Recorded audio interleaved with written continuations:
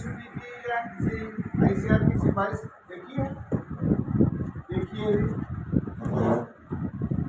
आपके पास भी package practices होना चाहिए। तो ये जो गेहूं है इसमें प्रति Hector 120 kilo nitrogen, 60 kilo phosphorus, 40 kilo potash ये चाहिए। ये करोगे तो कितना हो गया? 55 के आसपास और 50 किलो के आसपास हो गया। ये 60 में 2.5 का भाग दो,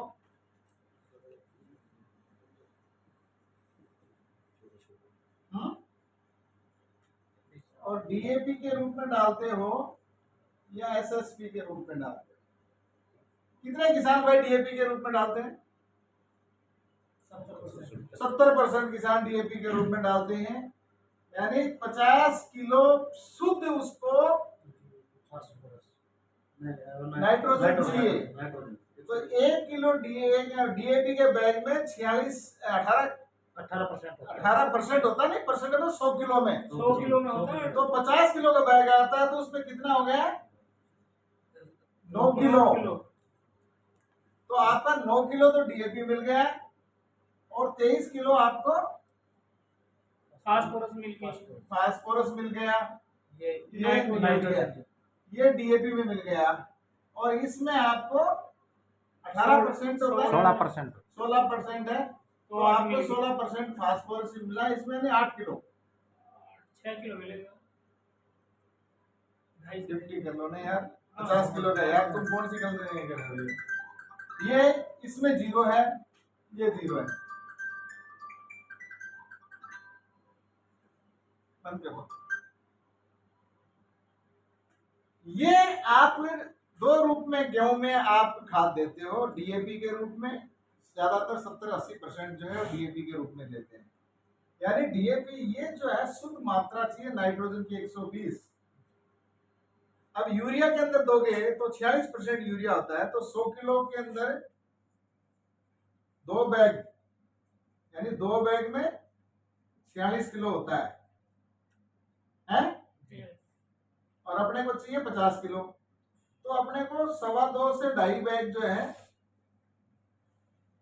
ये 1 एकड़ के लिए चाहिए, 2.25 बैग से 2.5, क्योंकि 46 और 50 चाहिए कम से कम। तो ये जो है 2.25 ये बैग अपने को यूरिया की जरूरत है और अपने को फास्फोरस चाहिए 100 किलो, मैंने 50 किलो, 60 किलो पर एकड़ है ना, तो अपने को 46 है ना, एक बैग की जरूरत है, एक बैग का ये जरूरत है। डीएपी 50 केजी, यूरिया 2.25 से 2.5 बैग। अब जी इसलिए तो कहीं है ही नहीं। ये क्या करता है जी? क्या करता है पोटास?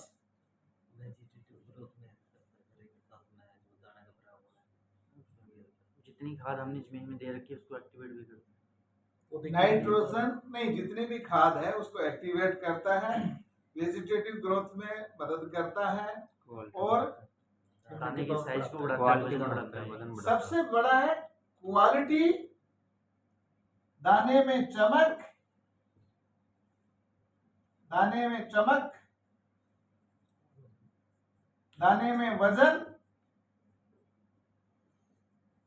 और ये जो खाली दाने हैं बालों में, खाली बालों की रोकथाम, चेफी ग्रेन को रोकता है। ठीक है, ये काम मैग्नीशियम का है लेकिन पोटास के साथ में है, क्योंकि मैग्नीशियम जो है पॉलिनेशन को और इनको ये जिंक और बोरोन को काम है। ये है आपका डालते क्या है, ये तो आपने कभी देखा ही नहीं है। शाम में आलू के ऊपर बारा हूं, जमीन में पड़ा नहीं। सुबह आपने ब्रेकफास्ट किया है, प्रोटीन खाया, दही खाया, रात को ये है तो सब्जी मंगाऊंगा ना, साहब मैंने सुबह खा लिया, कल 2 दिन की जरूरत नहीं है। बॉडी को रिक्वायरमेंट होती है एक संतुलित तरीके से बढ़वार के लिए, वैसे ही फसलों को भी एक संतुलित तरीके से बढ़वार के लिए ये न्यूट्रिएंट चाहिए। तो आपको किसान भाइयों आज जो गलती करें, अब आप इस पे आते हो तो सबसे पहली खाद आपको नजर आती है बाजार के अंदर यूरिया। नो, इसमें एमओपी, और एमओपी क्या है, क्लोराइड युक्त खाद है, जिसमें पीएच इंक्रीज होता है। पीएच इंक्रीज होगा तो दूसरे न्यूट्रिएंट का जो अपटेक है जीरो, अपटेक डिक्रीज। तो ये क्लोराइड जो है ये सोरे की मात्रा को बढ़ाता है, इससे दूसरे तत्व जो है फास्फोरस है और चीजें उनको ये उपलब्धता को रोकता है। तो ये क्या काम की खाद है, वो धीरे धीरे जमीन की प्रॉपर्टी को नुकसान करता है। जमीन में जो जितने भी जो लाभदायक माइक्रोब्स हैं, जैसे अर्थवर्म है, केंचुआ है, उसको मारता है। तो ये खाद डालनी जरूरी है। जब हमारे पास जब ये नई वैरायटी आई थी उस टाइम कोई विकल्प नहीं था, उस टाइम ये खादें सिफारिश की गई थी, और धीरे धीरे आपने देखा कि पूरे हरियाणा का, पूरे पंजाब की जमीनों का जो पीएच बढ़ रहा है और जमीन में सोरापन आ रहा है, उसकी सोरापन आने का एक ही जिम्मेदार खाद है, वो एमओपी। तो इस खाद के लिए आज से आपको गांठ बांधनी है कि मेरे को मेरी गेहूं में अगर पोटास डालना है तो महालाभ के रूप में डालना है। क्यों कि एक तो ये नेचुरल तरीके से बनाया हुआ, समुद्री मंथन से बना हुआ है, समुद्र से बना हुआ है, ये 100% अवेलेबल है, एक भी है, 100% ये सोल्यूबल है, और अर्थवर्म को ये सेफर फॉर अर्थवर्म के लिए कोई नुकसान नहीं पहुंचाता, जमीन के पीएच को मेंटेन करता है। जबकि कोई भी नेचुरल केमिकल खाद है, इसमें कोई केमिकल नहीं है, ये नेचुरल खाद है, ये समुद्र के पानी से बनाया हुआ है। पीएच न्यूट्रल खाद भी क्या, पीएच न्यूट्रल 100% क्लोराइड फ्री है। तो किसान भाइयों ये खाद डालना है या वो डालना है। और इसके साथ में एक चीज और भी है, इसमें साथ में मैग्नीशियम है और सल्फर है। जो मैग्नीशियम और सल्फर खुराक पौधे की जो फोटोसिंथेसिस प्रोसेस है उनको बढ़ाता है। उसकी अगर फोटोसिंथेसिस प्रोसेस नहीं होगा तो पत्तियां खुराक नहीं बना पाएंगी, खुराक नहीं पाएंगी तो पौधा बढ़वार नहीं करेगा। और तो ये है, जितना ज्यादा मैग्नीशियम सल्फर होगा उतना ही पौधा आपका स्वस्थ रहेगा। और ये खाद डालना जरूरी है। इसके लिए आपको बिजाई के समय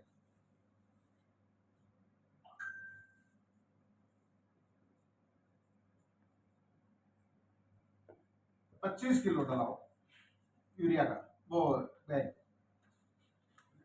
23 है ना जी, 25 किलो को रखो। उसके बाद में फोलियर एप्लीकेशन में आप जाओ, इसको 2 भागों में भी डाल सकते हैं कि बाद में आप पानी लगाते हो यूरिया रिपोर्टिंग के साथ भी डाल सकते हो। तो 10 किलो डलाना, 10 किलो वैसे करना, ये भी कर सकते हो। आपको स्ट्रेटेजी आपको अपनानी है, क्योंकि लोकल एरिया में आपको लगाना है। 10 किलो को पहले प्रमोट करके डालना है जोगिंदर, या बाद में डालना है ये आप है, लेकिन ये इतना जाना चाहिए। फोलियर एप्लीकेशन के अंदर महाला पाउडर 100 ग्राम नहीं 10 ग्राम प्रति लीटर पानी के हिसाब से डालें। और जब मिल्किंग स्टेज आती है, बाली बनने की अवस्था आती है, तो जोगो डालें। जोगो डालने में, क्योंकि जोगो में जिंक और बोरोन है, जो बालियों में दाने को अच्छी तरह से उसका पोलिनेशन करता है। दाने में, हर बाली में दाना ज्यादा बनेगा, दाना सुडौल बनेगा, और कोई भी जो बाली है वो खाली नहीं रहेगी, तो किसान को उसके उत्पादन पूरा मिलेगा। ये जो है एक हाथ है। बीच बीच में आपको अगर तेले की समस्या आती है तो आपको तेले वाली दवाई के साथ में निवेक्सिन डालें। यूरिया जब डालते हो तो हर्बोविटा कोटिंग करके ही डालें। कभी भी यूरिया को बगैर हर्बोविटा के कोटिंग करके नहीं डालें।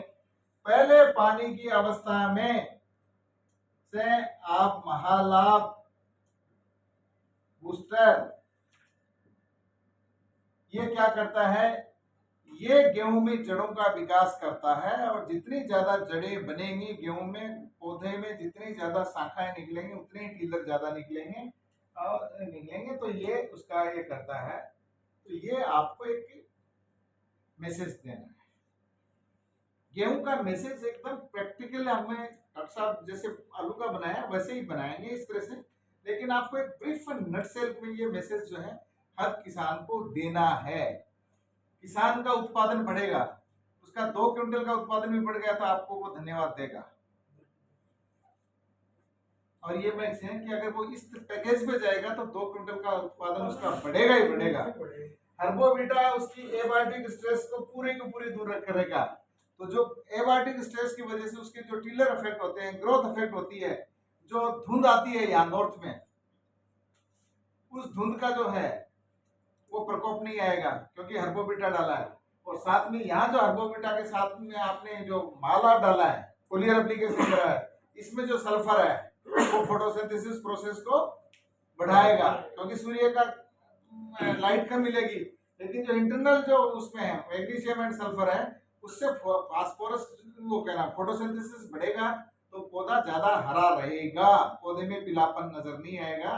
तो ये है, जड़ों का विकास होगा, खूब अच्छी तरह से मॉइस्चर लेगा, अच्छी तरह से खुराक लेगा। आपकी अगर वो लास्ट में जब आता है तेला चेपा आता है, तो उसके साथ दवाई के साथ में आप नीम का करें। जहां आपका यमुनानगर नारायणगढ़ वाले एरिया में येलो रस्ट आता है,